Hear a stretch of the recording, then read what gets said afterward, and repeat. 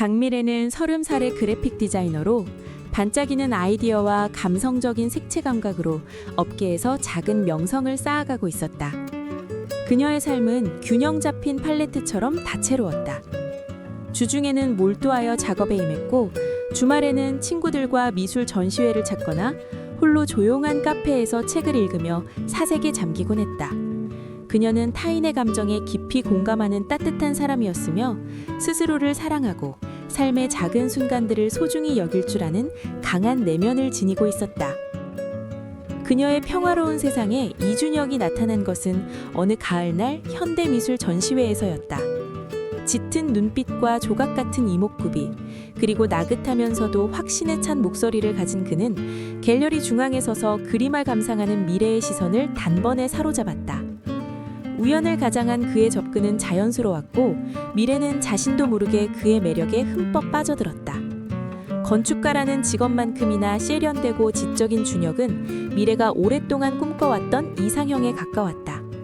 그는 미래의 모든 이야기에 귀 기울였고 그녀의 작업물에 진심 어린 찬사를 보냈으며 미래가 미처 깨닫지 못했던 그녀의 재능과 가치를 섬세하게 짚어냈다. 준혁은 그녀의 세상에 완벽하게 스며들어왔다. 연애 초기는 그야말로 꿈 같았다. 준혁은 미래를 여왕처럼 대했다. 매일 아침 그녀의 작업실 앞에 꽃을 가져다 놓거나 그녀가 좋아하는 시집을 선물하며 감동을 안겼다. 그의 모든 행동은 미래를 특별하고 사랑받는 존재로 느끼게 했다. 그는 미래의 가족과 친구들에게도 한없이 다정했고 모두가 준혁을 칭찬하며 미래의 선택을 지지했다. 미래는 마치 온 우주가 자신들의 사랑을 축복하는 것 같았다. 나는 정말 운이 좋은 사람이야. 미래는 밤마다 일기장에 그렇게 적었다. 그의 찬사와 관심은 미래의 자존감을 한없이 높여주었고 그녀는 더욱 빛나는 사람이 되어가는 듯했다. 하지만 시간이 흐르면서 미묘한 균열들이 미래의 완벽한 꿈에 스며들기 시작했다. 처음에는 알아채기 힘들 만큼 작고 은밀했다. 준혁은 미래가 가장 친한 친구 서연과 약속을 잡을 때마다 은근히 불평했다. 미래야, 오늘 나랑 보기로 했잖아. 서연이는 항상 너를 빼앗아가는 것 같아. 혹은 네가 서연이랑 있으면 너무 피곤해 보여. 그 애는 에너지를 너무 많이 뺏어가는 타입이야. 처음에는 걱정에서 비롯된 말인 줄 알았지만 반복될수록 미래는 죄책감을 느끼기 시작했다. 서연과 만나면 준혁에게 미안한 마음이 들었고 결국 서연과의 만남은 점차 줄어들었다. 작업에 대한 그의 태도도 변해갔다. 예전에는 열렬히 지지해주던 그가 어느 순간부터 미래의 아이디어를 깎아내리기 시작했다. 이번 디자인은 좀 평범한 것 같아. 너의 진짜 실력을 다 보여주지 못하는 느낌이랄까? 혹은 네가 너무 대중의 시선에만 맞추려고 하는 건 아닐까? 네 예술가적 고집은 어디 간 거지? 그의 말은 비난이라기보다는 더 나은 미래를 위한 조언처럼 들렸다. 하지만 칭찬 뒤에 숨겨진 은근한 비판은 미래의 자신감을 조금씩 갉아먹었다. 그녀는 자신의 감각이 무뎌진 건 아닐까? 혹시 자신이 정말 퇴보하고 있는 건 아닐까 하는 불안감에 휩싸였다. 작업실에서 보내는 시간은 점점 줄어들고 준혁과 함께하는 시간이 모든 것의 우선순위가 되었다. 가장 큰 변화는 미래의 자아장에 찾아왔다. 준혁은 미래가 입는 옷, 머리 스타일, 심지어는 그녀가 즐겨 듣는 음악까지도 조심스럽게 자신의 취향에 맞춰 바꾸도록 유도했다. 미래야, 그 색깔은 너의 빛나는 피부톤을 죽이는 것 같아. 내가 선물한 이 스카프가 훨씬 잘 어울려. 혹은 네가 요즘 듣는 음악은 너무 시끄러워. 내가 추천해준 클래식은 어때? 네 지적인 이미지에 더 걸맞아. 처음에는 그의 취향이 너무나 완벽하고 세련되어서 미래는 그에게 자신을 맡기는 것이 마치 더 나은 사람이 되는 지름길 같다고 생각했다. 하지만 어느새 거울 속에는 자신이 아닌 준혁이 원하는 미래의 모습이 서 있었다. 그녀는 자신이 무엇을 좋아했는지, 어떤 것에 열정을 느꼈는지조차 희미해지는 것을 느꼈다. 그녀의 내면은 공허함으로 채워졌고 자존감은 바닥을 쳤다. 준혁의 칭찬 한마디에 천국과 지옥을 오락가락하는 감정의 노예가 되어버린 것이다. 어느 날 미래의 회사에서 중요한 프로젝트를 맡게 되었다. 오랜만에 자신의 실력을 마음껏 발휘할 기회라고 생각하며 밤샘 작업을 이어갔다. 하지만 준혁은 미래의 노력을 인정하기는커녕 불평하기 시작했다. 요즘 너 너무 일에만 빠져 있는 거 아니야? 내가 혼자 있는 시간이 너무 길어. 네가 이렇게 중요한 시기에 나를 소홀히 하다니. 너에게 내가 얼마나 중요한지 모르는 거야? 그는 미래가 회사에서 인정받는 것을 질투하는 듯 했다. 미래가 작업이 끝나고 지쳐서 돌아오면 그는 냉담한 얼굴로 그녀를 맞이했고 그녀가 잠시 다른 생각을 하는 것 같으면 비난의 말을 쏟아냈다. 또 멍하니 있어? 내 말은 들었어? 너는 정말 나에게 집중하지 않는구나. 그의 가스라이팅은 미래의 정신을 서서히 잠식했다. 미래는 자신이 정말로 이기적이고 무심한 여자친구이며 준혁에게 너무나 큰 상처를 주고 있다고 믿었게 되었다. 이 모든 상황을 불안하게 지켜보던 서연은 결국 미래에게 직설적으로 말을 꺼냈다. 미래야, 너 요즘 너무 준혁 말만 듣는 것 같다. 너답지 않아. 미래는 화를 내며 서연의 말을 부정했다. 서연아, 준혁이는 나를 정말 사랑해. 넌 우리 관계를 질투하는 거야. 그녀는 준혁의 편을 서서 서연과 심한 말다툼을 했다. 서연은 충격을 받은 듯 미래를 한참 바라보다 말없이 돌아섰다. 미래는 자신의 말을 후회했지만 준혁에게 이 사실을 이야기하자 그는 오히려 봐, 내가 저번에 서연이는 너에게 좋은 친구가 아니라고 했잖아. 역시 내 말이 맞았어. 라며 미래의 결정을 정당화시켰다. 미래는 이제 더욱 고립되었다. 미래의 어머니는 딸의 야위어가는 모습과 생기를 잃은 눈빛을 보며 가슴 아파했다. 어느 날 저녁 식사 자리에서 어머니는 조심스럽게 물었다. 미래야, 너 요즘 힘들어 보여. 혹시 무슨 일 있니? 준혁 씨랑 잘 지내는 거지? 미래는 억지로 미소 지으며 아무 일도 없다고 했지만 어머니의 눈은 속일 수 없었다. 어머니는 미래의 손을 잡고 말했다. 네가 어떤 선택을 하던 엄마는 항상 내 편이야. 하지만 네가 진정으로 행복한지, 너 자신을 잃어버리고 있는지 아닌지 한번 돌아봐야 해. 어머니의 따뜻한 말은 미래의 굳게 닫혔던 마음에 작은 균열을 만들었다. 결정적인 사건은 준혁의 생일 파티에서 터졌다. 준혁은 자신의 친구들과 미래의 지인들을 모두 초청하여 성대한 파티를 열었다. 파티 분위기가 무르익을 무렵 준혁은 술에 취한 듯 미래의 지난 작업 중 하나를 비웃기 시작했다. 여러분, 미래가 예전에 작업했던 이 그림 말이죠. 사실 제가 아이디어를 많이 줬는데도 이 정도밖에 못 만들었어요. 제가 옆에서 정말 많이 가르쳐 줬는데도 말이죠. 그는 비웃듯이 설명했고 미래는 얼굴이 싸발개졌다. 잊고 싶었던 자신의 실패작을 모두 앞에서 조롱당하는 순간 미래는 세상이 무너지는 것 같았다. 사람들의 시선이 미래에게 꽂혔고 그녀는 수치심에 고개를 들 수 없었다. 그때 용기를 낸 서연이 미래의 손을 잡고 파티장을 빠져나왔다. 차가운 밤 공기를 맞으며 미래는 걷잡을 수 없는 눈물을 쏟아냈다. 서연은 묵묵히 미래의 등을 토닥였다. 미래야, 이제 그만해.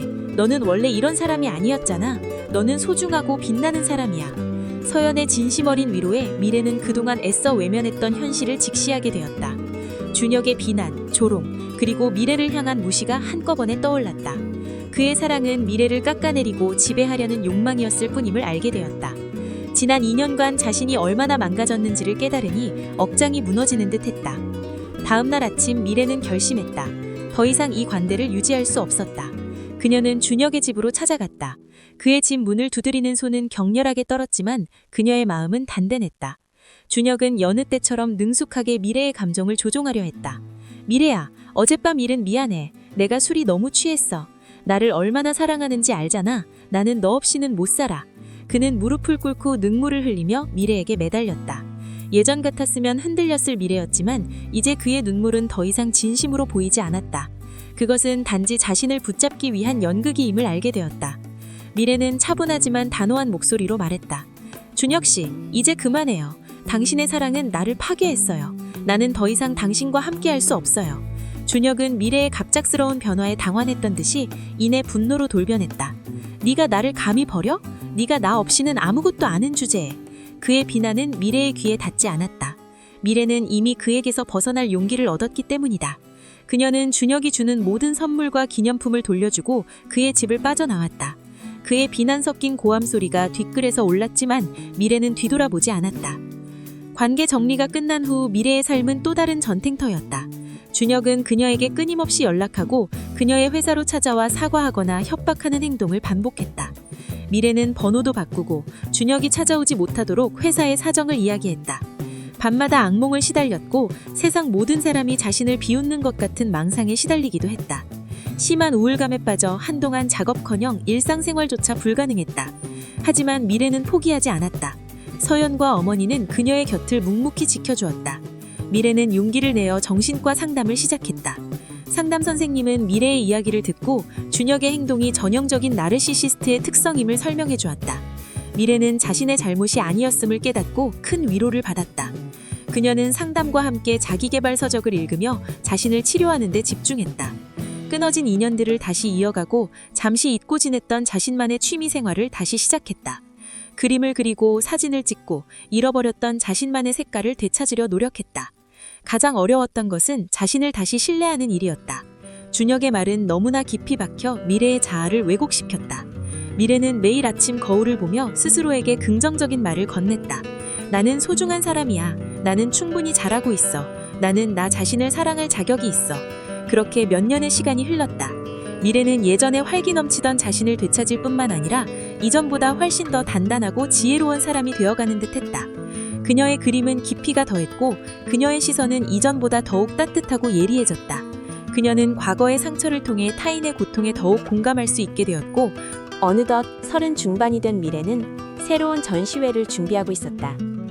이번 전시회의 주제는 나를 찾아서 Finding My True Self였다. 그녀의 그림들은 어두운 터널에서 빛을 향해 나아가는 여정을 담고 있었다.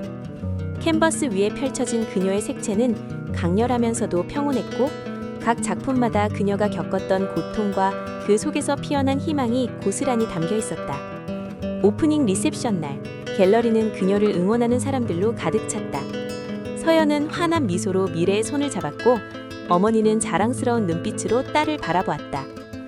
미래는 갤러리 중앙에 서서 관람객들을 바라보았다. 그녀의 시선은 한없이 넓고 깊어졌다. 과거의 그림자가 완전히 사라진 것은 아니었지만 이제 그녀는 그 그림자를 두려워하지 않았다.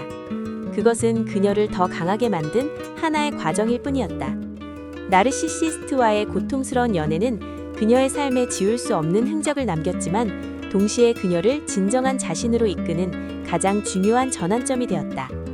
미래는 이제 완벽하지 않더라도 온전한 자신만의 빛을 낼 수 있는 사람이 되었다. 그녀는 평화롭게 미소 지었다. 앞으로 그녀의 삶은 어떤 색깔로 채워질지 알 수 없었지만 한 가지 확실한 것은 이제 그녀가 스스로 그 색깔을 선택할 수 있다는 것이었다. 그리고 그 선택은 언제나 그녀 자신을 위한 것이리라. 주변에 이준혁 같은 사람들이 보이시나요? 다음의 문항 중 5가지 이상에 해당하시면 자기애성 성격 장애일 확률이 높습니다. 각자 스스로 체크해보세요. 1. 과도한 우월감. 자신의 중요성에 대해 과장된 지각을 가짐. 예로 성과를 부풀림, 인정받기를 기대함. 2. 성공에 대한 공상. 무한한 성공, 권력, 명석함, 아름다움 또는 이상적인 사랑에 대한 공상에 몰두함. 3. 특별 대우 요구. 자신이 특별하고 독특하다고 믿으며 특별한 사람이나 상류층 기관만이 자신을 이해할 수 있다고 믿음. 4. 과도한 찬사 요구. 타인으로부터 끊임없는 칭찬과 감탄을 받기를 갈망함. 5. 특권 의식. 특별히 유리한 대우를 받거나 자신의 기대에 상대방이 자동적으로 순응해야 한다는 불합리한 입계를 가짐. 6. 대인관계의 착취. 자신의 목적을 달성하기 위해 타인을 이용하거나 희생시킴. 7. 감각 능력의 결핍. 타인의 기분이나 욕구를 인식하거나 확인하려 하지 않음. 8. 질투 및 시기. 자주 타인을 질투하거나 타인이 자신을 질투하고 있다고 믿음.